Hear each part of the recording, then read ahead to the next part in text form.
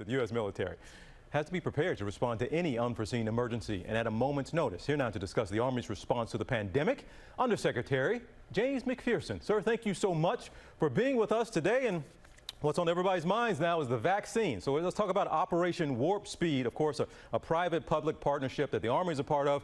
And the mission here is to get a vaccine, 300 million doses of it, hopefully by the end of the year. Are we on track to meet that goal?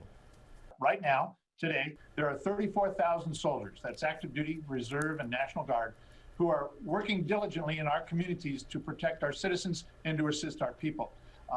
They're fighting fires out west. They're preparing for Laura and Marco to come ashore on the Gulf Coast. And most importantly, 20,000 of them, again, active, reserve, and National Guard, are directly involved in providing support to our local communities with regard to COVID-19.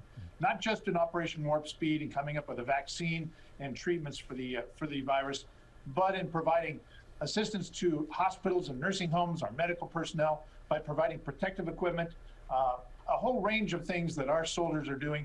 And our people can be quite proud of them. I am quite proud of every one of them that are sacrificing time with their families, their careers, their jobs to support the American people, which is what they do. On to Operation Warp Speed. As you said, TJ, one of the leaders of that is a four-star Army General, Gus Perna.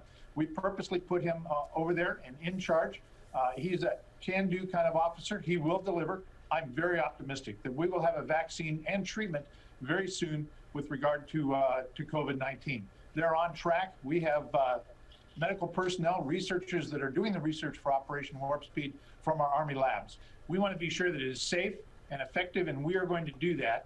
We need to assure the American people that they can trust what Operation Warp Speed provides as a vaccine. And as soon as we get that vaccine out to the public, we'll be able to turn the corner on this COVID-19. We've already collected for logistics the method of providing the inoculations. We've obtained the little vials we're going to put the vaccine into. So we're prepared and ready as soon as our scientific community comes up with a safe and effective vaccine.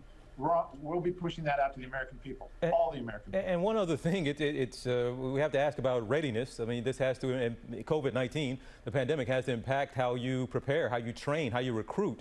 You all have something of a bubble, if you will, for your recruits. But give us just kind of quickly an idea of just how much it has complicated your preparedness this pandemic. It has complicated things, TJ, but as we say, we are ready to fight tonight. That is what our mission is, to protect this nation and its people from threats, COVID-19 being one of those threats. Earlier this year, when that pandemic hit our shores, we took a pause. We called Take a Knee.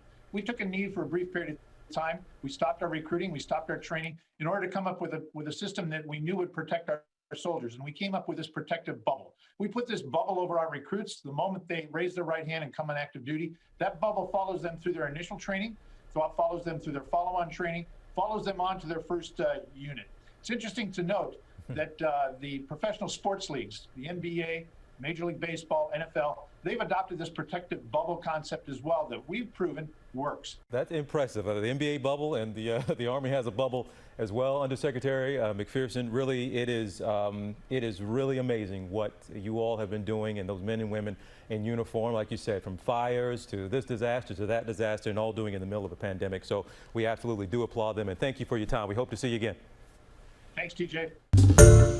Hi, everyone. George Stephanopoulos here. Thanks for checking out the ABC News YouTube channel. If you'd like to get more videos, show highlights, and watch live event coverage, click on the right over here to subscribe to our channel. And don't forget to download the ABC News app for breaking news alerts. Thanks for watching.